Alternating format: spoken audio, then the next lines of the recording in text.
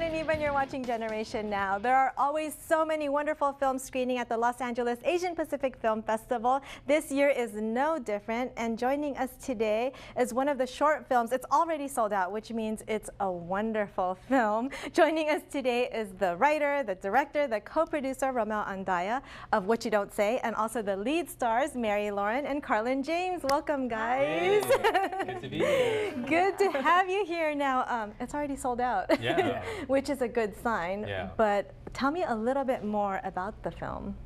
So What You Don't Say basically is a story about things that you keep inside, and it could be like a friendship, you want to tell a secret, or a love interest, you want to let them know that you have a crush on them. And it also is things like conflicts or confrontations that you want to tell people something, but you keep it inside. Yeah. So that kind of determines your fate, you know, where your life's going to be. Exactly. So that's what the film is about. Yeah. Now, Carlin, I saw you smile when he said maybe a love interest or something.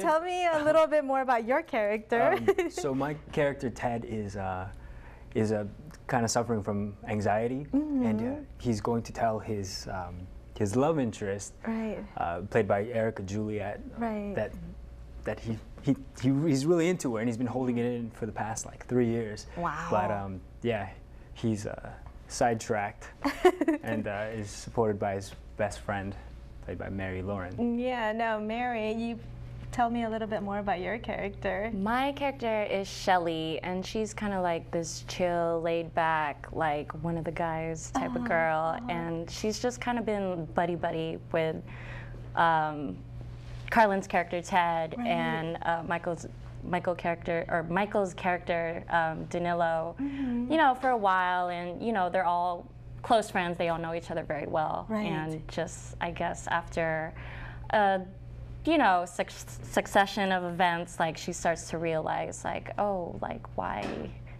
am I feeling this way about Ted? You know, so she kind of like starts to realize that maybe she might have like a little thing for him, and and it's like apparent through all the jealousy she gets, and you know, so. It sounds like a big circle, right? Yeah, a big triangle. Sorry. Totally friend zone. Right. Oh no. Yeah. But you can change that. Maybe. We'll have to see, right? Yeah, exactly. It's up to this guy. Rommel. What happens next, right? Now, Carlin, I hear that you didn't even have to audition. Rommel, tell us a little bit more, you guys. So I saw Carlin. I actually saw Mary and Carlin at We Own the Eighth, which is a Asian American collaboration group that thrown by Dante Bosco and AJ Raphael.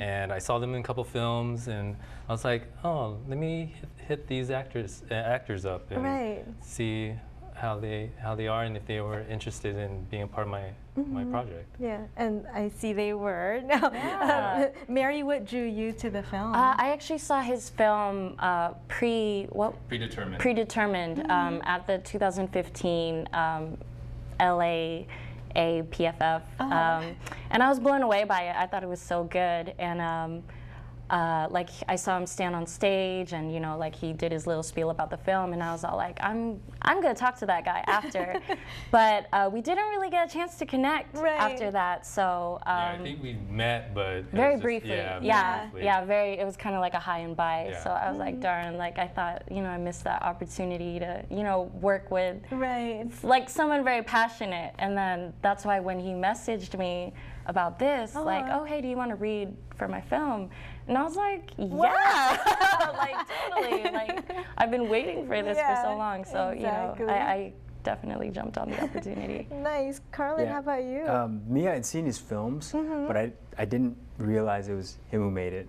Right, I was a fan, but I forgot who it was, and I apologize to my friend out there, but who's like, hey, do you know Rommel Andaya? And I was like, no. He's like surprised that I didn't. He's like, you have to meet him. You have to work with him one day. Like, because he's in that circle of friends, you know, a couple degrees away.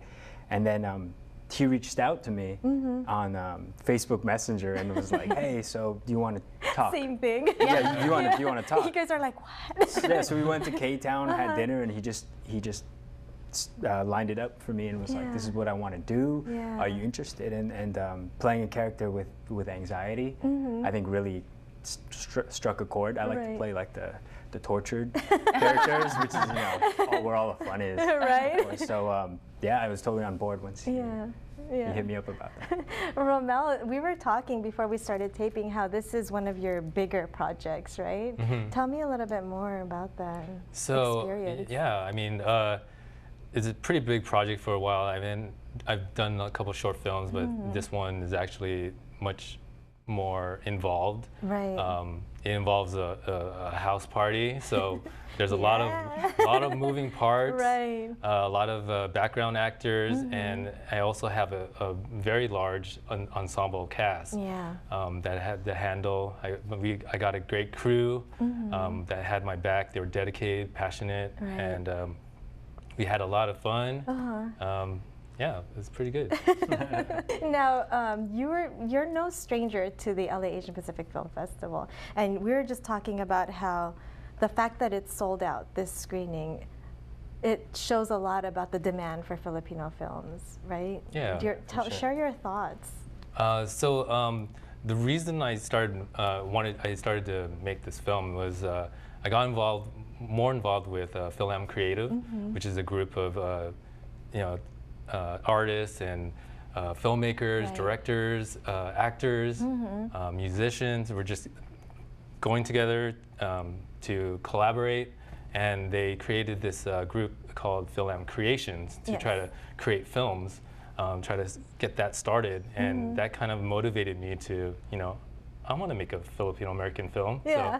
So we started doing that, and we started to see that, a lot of people want to see Filipino-American films, and the demand is there, as you can see. Yeah, exactly. Sold out screening in 1 hour. Yeah, that is ridiculous. Yeah, that is awesome. It's amazing. I love it. And it's not just Filipinos that want to see it, it's everybody, because we can all relate, especially with your film.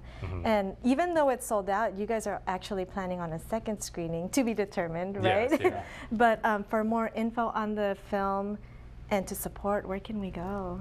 So to get more information, they can go to rawmixproductions.com, RAWMIX productions.com, or follow social media, RAWMIX Pro.